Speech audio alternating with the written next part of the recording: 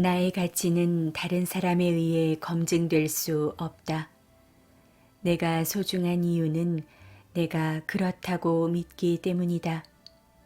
다른 사람으로부터 나의 가치를 구하려 든다면 그것은 다른 사람의 가치가 될 뿐이다. 안녕하세요. 행복사제입니다. 오늘은 너무도 유명한 책이자 자기계발서에 물꼬를 튼 심리학자 웨인 다이어의 행복한 이기주의자를 함께 나누고자 합니다.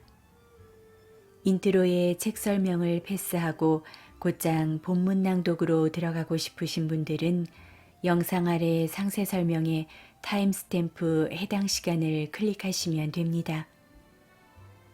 행복한 이기주의자 이 책의 띠지를 보면 이렇게 쓰여 있습니다. 전 세계 3,500만 부 판매, 국내 20만 독자가 선택한 베스트셀러. 물론 숫자가 모든 걸 보증한다는 것이 아니라 베스트셀러를 넘어 스테디셀러로 그 자리를 유지하고 있는 이 책의 의미를 가늠해 볼 수 있지 않나 싶었습니다. 첫 출간된 것이 1976년이었으니 벌써 45년 정도가 된 셈인데요. 그 메시지가 오랜 시간 동안 여전히 작동하고 있다는 건 상당히 선구적인 책이자 어떤 불변의 가치를 담고 있다는 뜻이기도 할 겁니다. 심리학자인 저자는 정신건강을 다룬다 하여 뭔지 모를 전문용어로 가득 찬 무겁고 따분한 책이 되어야 한다고 생각하지 않았기에 난해한 설명을 되도록 피하려고 애썼습니다. 행복은 절대로 복잡한 문제가 아니라고 생각하기 때문이었죠. 즉, 책장 한 장 넘기기가 어렵거나 지루한 책이 아니라는 얘기겠지요. 또 이런 글귀도 있습니다. 눈치 보지 마라. 자책하지 마라. 불안해하지 마라. 있는 그대로의 나를 사랑하라. 어깨가 쫙 펴지는 말들이지요. 이 책이 제시하는 자기중심적 행복론은 세상의 시선으로부터 자유로워지기를, 다른 사람의 잣대로 인해 내 삶이 흔들리게 하지 말며 타인의 시선과 평판에 위축되지 말 것을, 그리고 나를 제약하는 것들로부터 자유로워지라는 메시지를 전합니다. 그렇다면 이 책에서 제시하는 행복한 이기주의자란 어떤 사람을 말하는 걸까요? 그건 바로 스스로를 가치 있게 생각하는 사람입니다. 물론 여기서의 이기주의라는 표현 때문에 고개를 갸우뚱하시는 분들도 계실 텐데요. 이 책에서 말하는 이기주의라 함은 나의 이익을 위해 타인을 희생시키는 걸 뜻하는 게 아닙니다. 웨인 다이어가 제시하는 행복한 이기주의자란 다른 사람의 시선과 세상의 평가에 끌려다니지 않고 행복에 관한 나만의 기준을 가진 사람을 말하고 있습니다.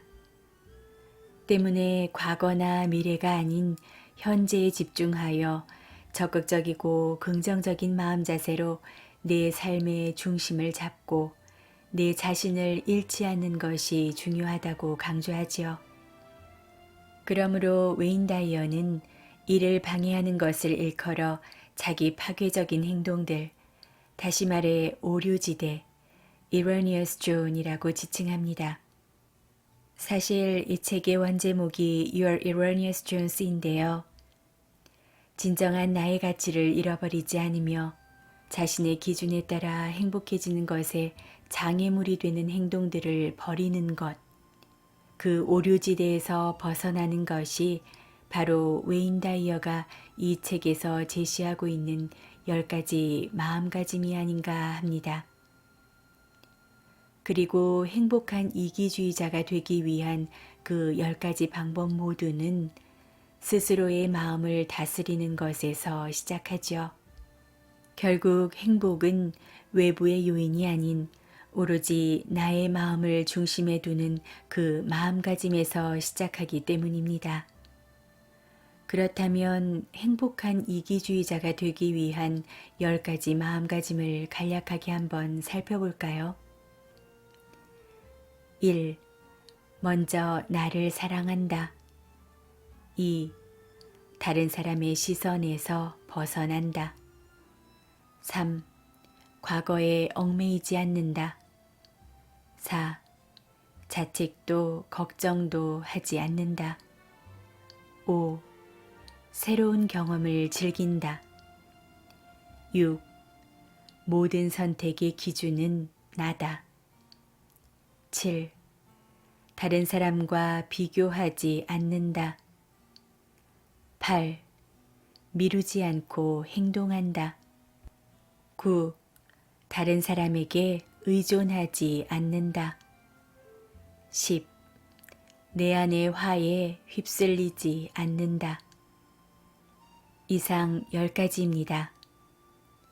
여기서 오늘 발췌하여 낭독할 부분은 2가지 내용인데요. 첫 번째, 성공도 실패도 그뿐이다 라는 글과 두 번째는 마지막 장인 내 인생의 주인이 되는 행복한 이기주의자입니다. 한동안 사회적으로 루저라는 말이 유행이었지요.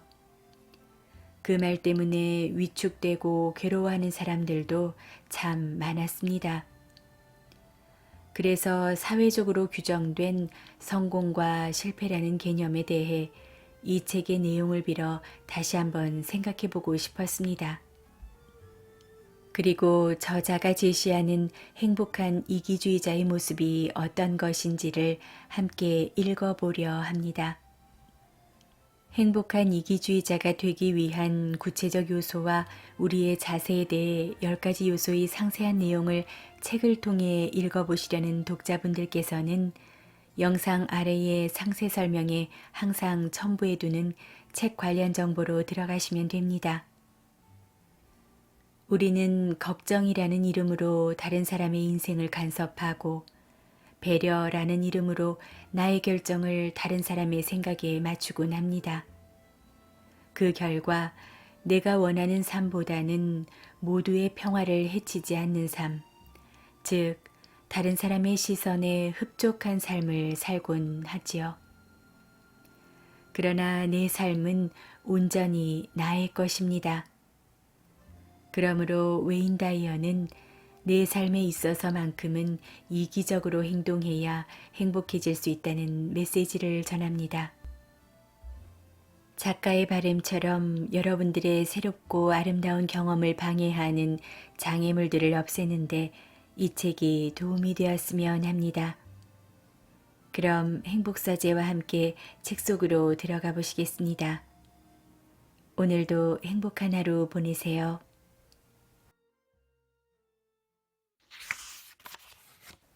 성공도 실패도 그뿐이다.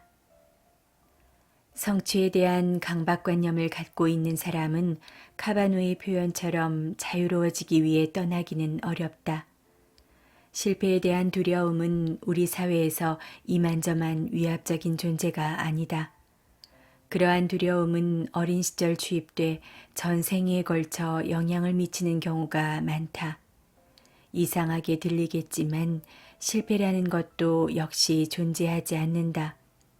실패는 단지 특정 행위가 어떤 식으로 마무리됐어야 했다는 다른 사람의 의견일 뿐이다. 구체적으로 정해진 방식으로 행해져야 할 일 따위는 없다고 믿는다면 실패란 있을 수 없다. 스스로의 기준에 비추어 실패하는 경우가 있을 수는 있지만 여기에서 중요한 것은 그 행동과 자신의 가치를 동일시해서는 안 된다는 것이다. 어떤 일에 성공하지 못했다 해도 그것은 인간으로서 실패한 게 아니다. 어느 시기에 어떤 시도를 했는데 성공하지 못했던 것뿐이다. 오로지 그뿐이다. 동물의 행태를 설명하면서 실패라는 말을 사용하는 경우가 있는가? 예를 들어 개가 15분간 짖고 있는데 누군가 저개는 그다지 잘 짖지 못하는군 50점이라고 말한다 치자. 얼마나 터무니없는가. 낙제하는 동물이 있는가? 동물이 낙제한다는 것은 있을 수 없는 일이다. 자연 행위를 평가하는 규정 따위는 없기 때문이다. 거미가 거미줄 치는 것을 두고 성공작이니 실패작이니 하고 말할 수 있겠는가? 고양이가 쥐를 잡을 때에도 한번 시도하여 실패하면 그냥 다른 쥐를 쫓아간다. 그 자리에 드러누워 놓친 쥐를 놓고 푸념하고 불평하지는 않는다. 실패했다며 신경쇠약에 걸리지도 않는다. 그저 자연스러운 행위일 뿐. 이와 같은 논리를 우리에게도 적용시켜 실패에 대한 두려움을 걷어내버리는 게 어떻겠는가. 우리 문화는 가장 자기 파괴적인 두 마디 말을 이용해 사람들을 성취로 몰아붙인다. 무수히 들어왔고 사용해온 말, 즉 최선을 다하라가 바로 그것이다. 이 말이 성취 누이로제의 초석이다. 무슨 일을 하든 최선을 다하라는 것이다. 자전거를 좀 시원찮게 탄다고 뭐 어떻다는 건가? 공원에서 산책하는 행위에도 점수를 매겨야 하는가? 살아가면서 어떤 일들은 죽을 힘을 다해서가 아니라 그냥 하면 안 되는 걸까? 최선을 다하라의 노이로제는 새로운 활동을 시도하거나 이전부터 해왔던 활동을 마음껏 즐기지 못하게 한다. 루안이라는 18세의 고등학생을 상담한 적이 있다. 루안은 성취 강박관념에 사로잡혀 있었다. 루안은 학교라는 곳에 첫 발을 들여놓은 순간부터 성적이 죄다 A였다. 그녀는 따분할 정도로 오랜 시간 동안 공부에 매달렸고 그 결과 자신을 돌아볼 시간이 전혀 없었다. 그녀는 공부에 관한 한 참으로 치밀했다. 그러나 루아는 남자애들 앞에서는 수줍어 몸이 오그라들었다. 데이트는커녕 손 한 번 잡아본 적이 없었다. 내가 그런 이야기를 하면 그녀는 너무도 긴장한 나머지 언제나 경련을 일으켰다. 루아는 학업 성취에는 온통 신경을 곤두세웠지만 총체적인 발달은 이루지 못했던 것이다. 상담을 하며 나는 인생에서 지성과 감성 중에 뭐가 더 중요하냐고 물었다. 그녀는 졸업을 하면서 졸업생 대표로 뽑혔지만 내면의 평안이 부족했으며 실은 매우 불행했다. 그녀는 자신의 감성을 어느 정도 중요하게 생각하기 시작했다. 그리고 학업에 뛰어난 만큼 다른 사회적 행동 역시 공부를 하듯 열심히 배워나갔다. 그로부터 1년 뒤 루안의 어머니가 내게 전화를 걸어 루안이 대학에 들어가 영어 과목에서 처음으로 C학점을 받았다며 걱정했다. 나는 루안의 어머니에게 이렇게 말해주었다. 떠들썩하게 칭찬해주고 기념으로 맛있는 저녁을 사주라고 말이다. 대체 왜 무슨 일이든 안간힘을 쓰고 잘해야 하는가? 누군가가 점수를 매기기라도 하는가? 윈스턴 처칠은 완벽주의에 대해 다음과 같은 유명한 글귀를 남겼다. 이 글은 성공을 끊임없이 추구하는 것이 사람들로 하여금 얼마나 길을 못 펴게 하는 일인지 지적하고 있다. 완벽이 아니면 모두 소용없다라는 격언을 한 단어로 줄이면 무기력이다. 최선을 다하라라는 완벽주의적인 말은 우리를 잔뜩 움츠러들게 한다. 물론 살아가면서 진정 최선을 다하고 싶어 자신을 송두리째 바치는 어떤 중요한 일이 있게 마련이다. 그러나 대부분의 경우 최선을 다해야 한다거나 심지어는 잘해야 한다는 것조차 실행에 걸림돌이 될 수 있다. 일단 해보면 즐거울지 모르는 일을 완벽주의 때문에 기피하면서 방관자적인 입장을 취하지 말라. 최선을 다하라를 그냥 하라로 바꿔보자. 완벽주의는 다시 말해 발이 묶인 상태다.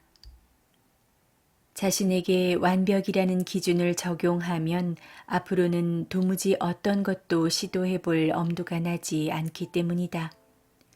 완벽은 인간에게 적용하는 개념이 아니기에 그걸 기준으로 하면 운신의 폭이 매우 좁아진다. 신은 완벽할 수 있다. 하지만 인간인 우리는 그런 얼토당토하는 기준을 자신이나 자신의 행동에 적용할 필요가 없다. 자녀에게 최선을 다하라고 강요하며 무기력과 분노의 씨앗을 심지 말라. 대신 자녀가 가장 즐겨할 만한 일에 대해 이야기를 나눠보라. 그리고 그런 일에 대해서는 힘껏 노력해봐 라고 격려하라. 그러나 그 외의 활동들에 대해서는 성공보다는 실행이 훨씬 중요하다. 예를 들어 배구 시합에 대해 나는 잘 못해 라며 주위에 머물러 있으려 하거든 한번 해보라고 격려하며 이끌어 주자. 스키든 노래든 그림이든 춤이든 하고 싶으면 뭐든 해보라고 격려하라. 잘 못할지도 모른다는 이유만으로 어떤 일을 피하지 말라고 가르치는 것이다. 하지만 잘해야 한다고 남들보다 잘하라고 윽박질러서는 절대로 안 된다. 대신 중요하다고 생각하는 활동에 대해서는 자긍심과 자부심, 기쁨을 느낄 수 있도록 가르쳐야 한다. 어릴 때는 실수를 자기 가치와 동일시하는 바람직하지 못한 메시지를 쉽게 받아들인다. 그 결과 두각을 나타내지 못하는 활동은 아예 기피하게 된다. 그보다 더 위험한 것은 자기 비하, 다른 사람들의 눈치를 살피는 태도, 자책감, 그리고 자기 부정에 수반되는 모든 오류지대 행위에 맛을 들일 수 있다는 것이다. 자신의 가치가 일의 성공 여하에 따라 결정된다고 생각하는 사람은 결국 자신이 아무짝에도 쓸모없는 존재라고 느끼게 되어 있다. 에디슨을 생각해보라. 그가 첫 번째 실험에 실패한 후 그 실패를 가지고 자신의 가치를 저울질했더라면 자신을 실패자라고 단언한 채 세상을 밝게 하는 일을 포기해버렸을 것이다. 실패가 때로는 교훈이 될 수 있다. 다시 말해 실패에서 자극을 받아 노력과 탐색을 할 수 있는 것이다. 실패가 새로운 발견에 이르는 길을 제시해주고 있다면 그 실패는 성공이라고까지 말할 수 있다. 유명한 정치학자 케네스 볼딩은 이렇게 표현했다. 나는 최근 민간 금원집의 편집 작업에 참여했다. 내가 편집한 격언 가운데에는 성공만큼 실패하는 것도 없다라는 말이 있었다. 우리가 교훈을 얻을 수 있는 유일한 것은 실패다. 성공은 우리의 미지에 대한 두려움을 더욱 다지게 해줄 뿐이다. 생각해보라. 실패가 없으면 아무것도 배울 수 없다. 그러나 우리는 성공을 유일하게 흡족한 기준으로 애지중지하도록 배워왔다. 우리는 실패할지도 모르는 일이면 어느 것이든 피하려 든다. 미지의 것에 대한 두려움 가운데 상당 부분은 실패에 대한 걱정이다. 성공이 보장되지 않는 듯 싶은 분위기가 조금이라도 풍기면 무엇이건 피하고 보는 것이다. 실패에 대한 두려움이란 미지의 것에 대해 그리고 최선을 다하지 않을 때에 곱지 않은 시선 모두에 겁을 집어먹는 것이다.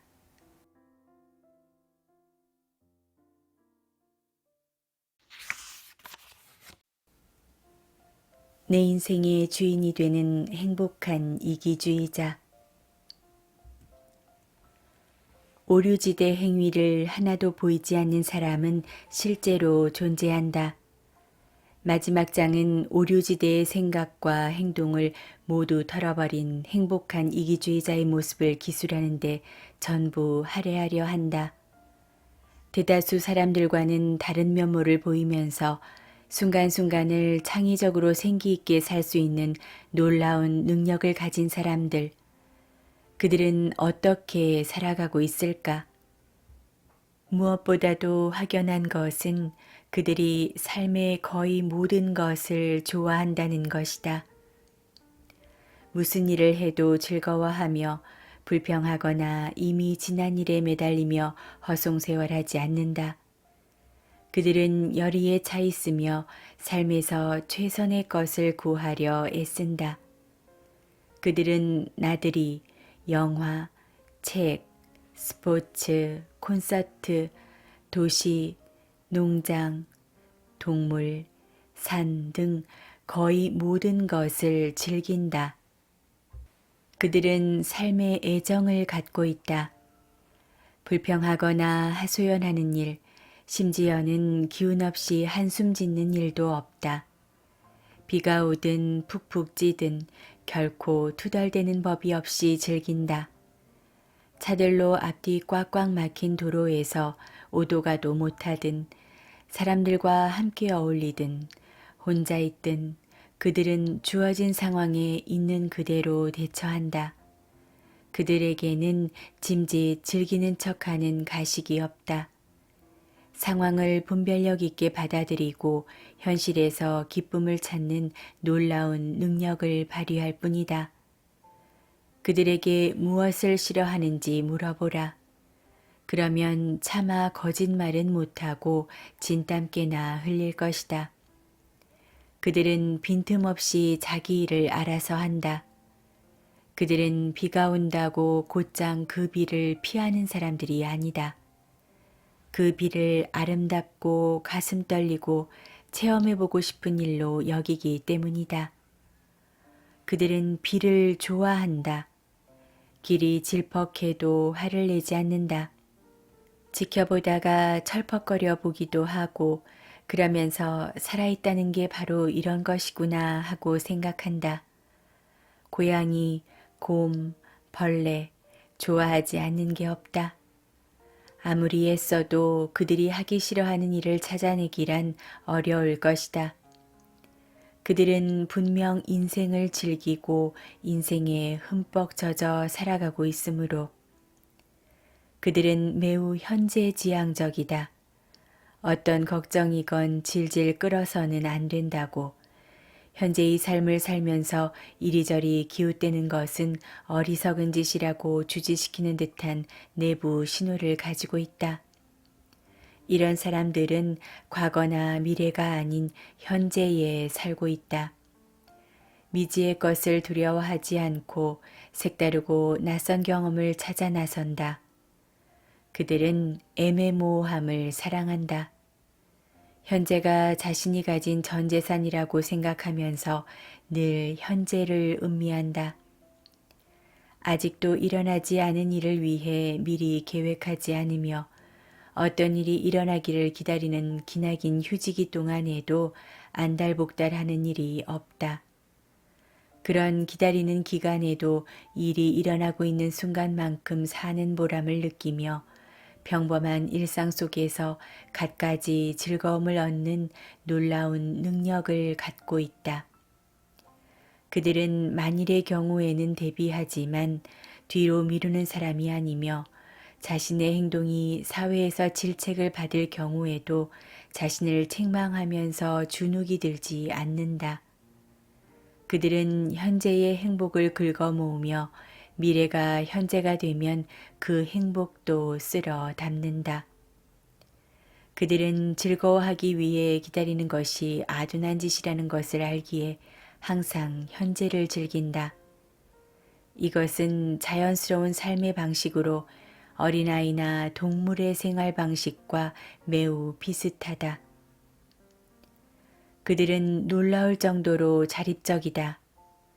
그들이 둥지를 틀었던 곳도 아늑한 가정이었고 가정에 대한 각별한 애정이나 헌신도 갖고 있다. 하지만 그들은 어떤 관계에서나 의존보다 자립을 훨씬 높게 평가한다. 그들은 자신들이 기대에서 자유롭다는 사실을 값지게 여긴다.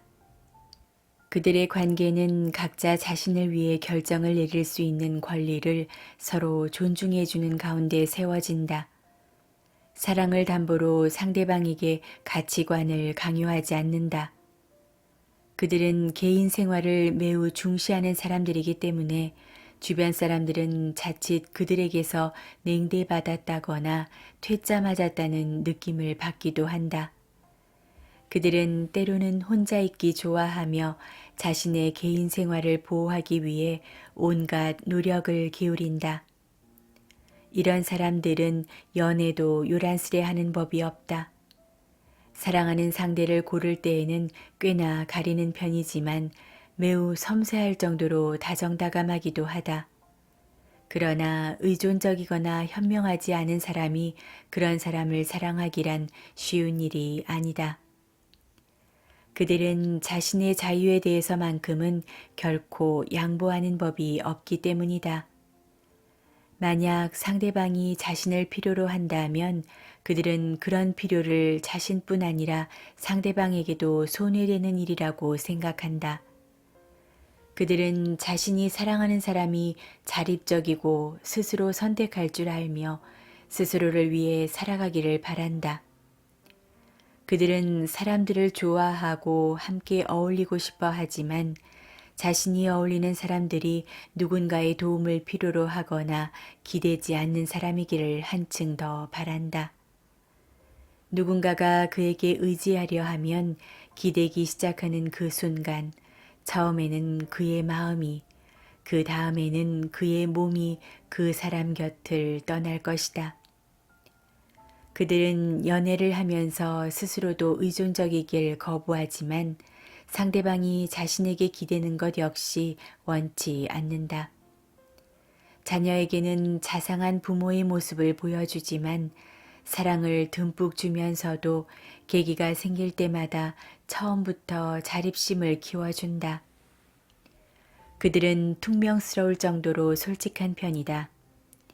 비위를 맞추기 위해 세심하게 포장된 표현을 사용하지도 않는다. 그들이 생각하고 있는 바를 알고 싶어 하면 솔직하기 그지없는 답을 듣게 될 것이다. 누군가 그들에 대해 이러쿵저러쿵 흠을 잡는다 해도 그들은 그 말에 무너져 내리거나 매몰되지 않는다. 그들은 그 말을 받아들이고 자신의 가치관을 통해 여과시킨 다음 성장을 위한 발판으로 삼는다.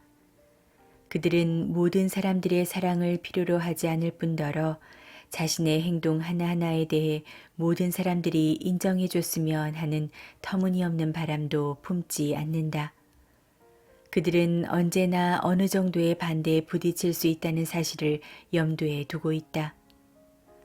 그들은 외적 요인에 좌우되지 않고 자신의 의지대로 운신할 수 있다는 점에서 다른 사람들과는 사뭇 다른 면모를 보인다. 그들은 불합리하고 소소한 규칙들은 무시한다. 상당수 사람들의 삶에서 매우 중요한 부분을 이루고 있는 자잘한 관습도 짐짓 못 본 채 한다. 그들은 그저 예를 차리기 위해 떠들썩한 모임에 참석하거나 잡담에 끼어들지도 않는다. 자기가 자기 자신의 기준이며 사회를 매우 중요하게 생각하지만 사회의 통제를 받거나 예속되기를 거부한다. 그들은 사회의 반기를 들고 나서지는 않지만 명쾌하고 합리적으로 무시해야 할 때와 본분에 충실해야 할 때를 스스로 판단한다. 그들은 웃는 법, 웃음을 만드는 법을 알고 있다. 거의 모든 상황에서 스스로 유머를 찾으며 아주 어처구니 없는 상황, 매우 심각한 상황에 대해서도 웃어넘길 수 있다. 다른 사람들에게 웃음을 안겨주는 일을 즐기며 편안하게 웃음을 자아낸다. 그들은 앞뒤가 맞지 않는 일도 좋아한다. 다른 사람에 대해 비아냥거리며 웃는 법도 없다. 결코 다른 사람에 대해 입방아를 찧어가며 웃음을 자아내지 않는다. 사람들을 웃음거리로 삼는 것이 아니라 사람들과 함께 웃는다.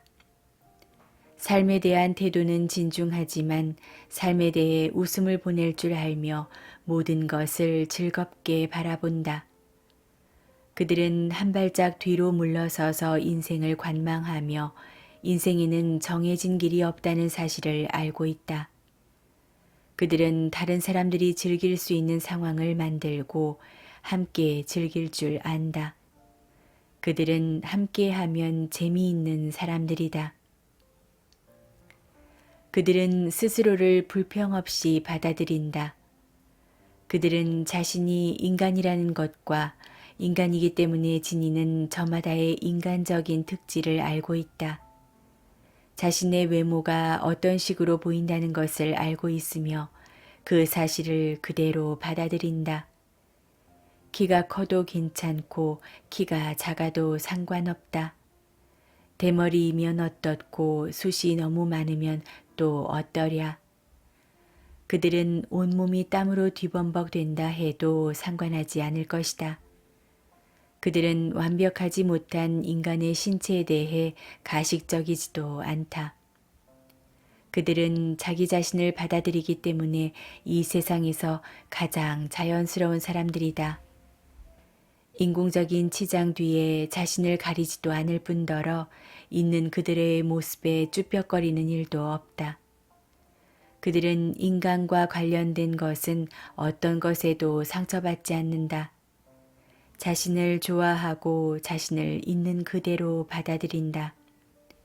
그들을 수년간 지켜봐도 스스로를 깎아내리는 일이나 부질없는 바람을 표현하는 것을 들을 일이 없을 것이다. 그들은 묵묵히 실천에 옮기기만 한다. 그들은 세상을 있는 그대로 관찰한다. 어린아이들이 자연을 그대로 받아들이고 한껏 즐기는 것처럼. 그들은 세상이 어떠해야 한다는 고정관념도 없다. 청결이나 정돈에 대한 결벽증도 없다. 그들은 쓸모 있는 방식으로 살아가며 모든 일이 자신이 원하는 방식대로 되지 않더라도 그게 뭐 대수냐고 생각한다.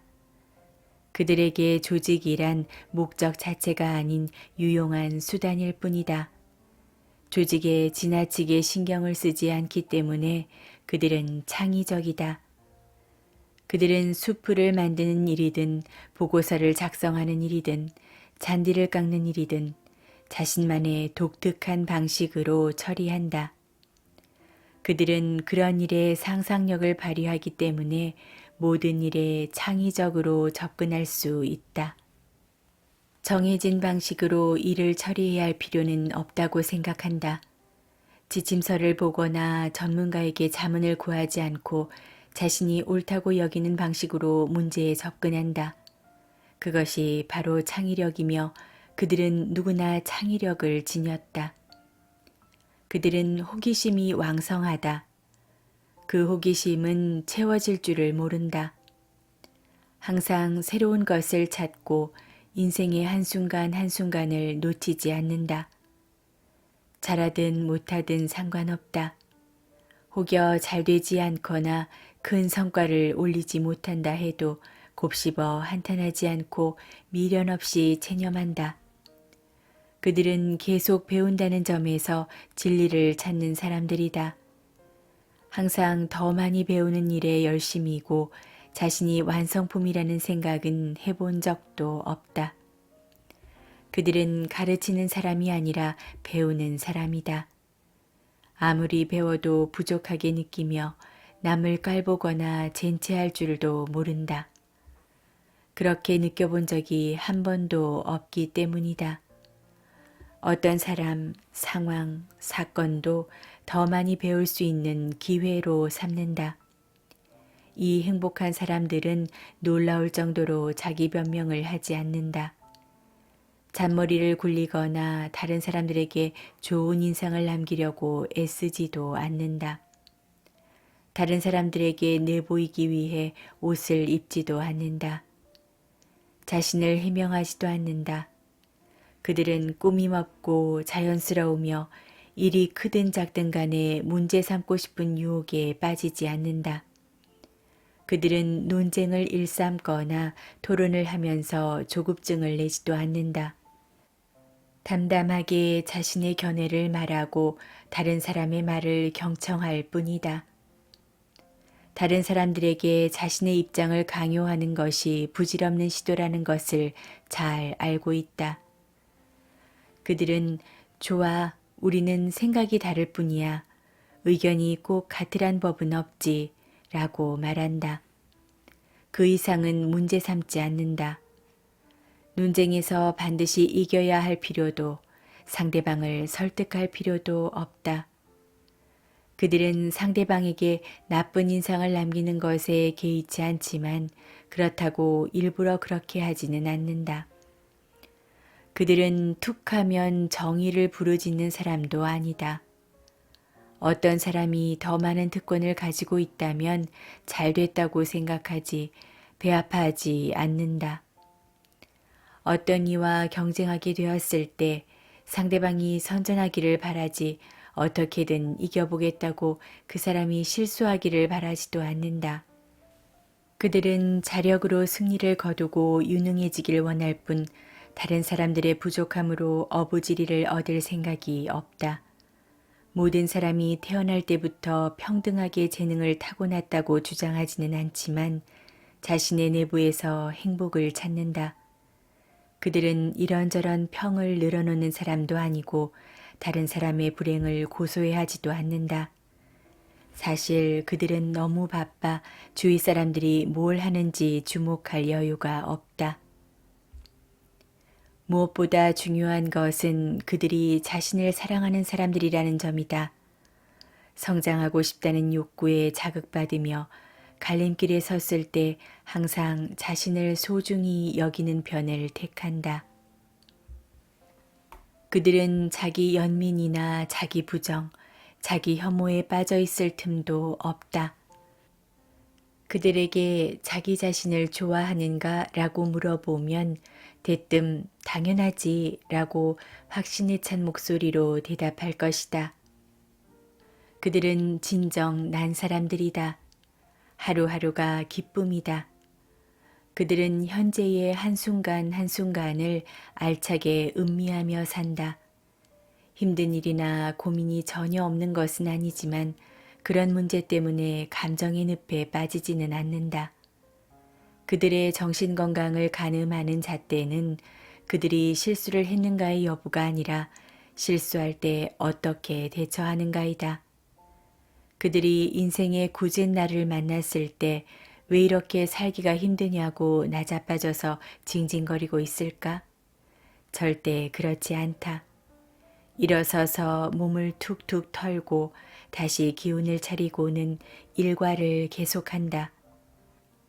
오류지대에서 자유로운 사람들은 행복이라는 무지개를 따라다니지 않는다. 살아가면서 보상으로 행복을 얻을 뿐이다. 아래의 글은 리더스 다이제스트에서 발췌한 행복에 관한 통찰력이 담긴 글이다. 지금까지 살펴본 효율적이고 멋진 삶에 대한 접근 방법을 요약하고 있다고 볼 수 있다. 행복을 찾으려는 시도만큼 행복에서 멀어지게 하는 것도 없다. 역사학자 윌 듀런트는 지식 속에서 행복을 찾는 방법을 설명했지만 결국에 얻은 것은 환멸뿐이었다. 그는 다시 여행에서 행복을 구했지만 지루함만 남았다. 부를 얻었지만 불화와 걱정이 생길 뿐이었다. 저술에서 행복을 찾았지만 피로만 쌓일 따름이었다. 어느 날 그는 잠들어 있는 갓난아기를 품에 안은 한 여인이 소형차 안에 앉아 누군가를 기다리고 있는 모습을 보았다. 얼마 후 한 남자가 기차에서 내려 그들에게 다가갔다. 그는 먼저 여인에게 부드럽게 입 맞추고 난 다음 아기에게도 혹시라도 잠이 깨지 않도록 살짝 입을 맞췄다. 가족이 차를 타고 떠나자 듀런트는 진정한 행복의 본질이 무엇인가를 벼락같이 깨달았다. 그는 일상 속의 순간순간이 행복을 품고 있다는 사실을 깨닫고 마음이 편안해졌다. 현재의 한순간 한순간을 최대한 알차게 살라. 그러면 우리는 행복한 이기주의자가 될 수 있다. 오류지대에서 벗어난다는 것, 그것은 얼마나 가슴 벅찬 일인가. 지금 당장 행복해질 수 있다. 마음만 먹으면 얼마든지. 오늘의 낭독은 여기까지입니다. 책장을 덮으며 우리는 과연 내 의지대로 살면서 내 인생을 스스로 선택해 나가고 있는가 라는 자문을 해보게 됩니다. 지금까지 행복서재였습니다.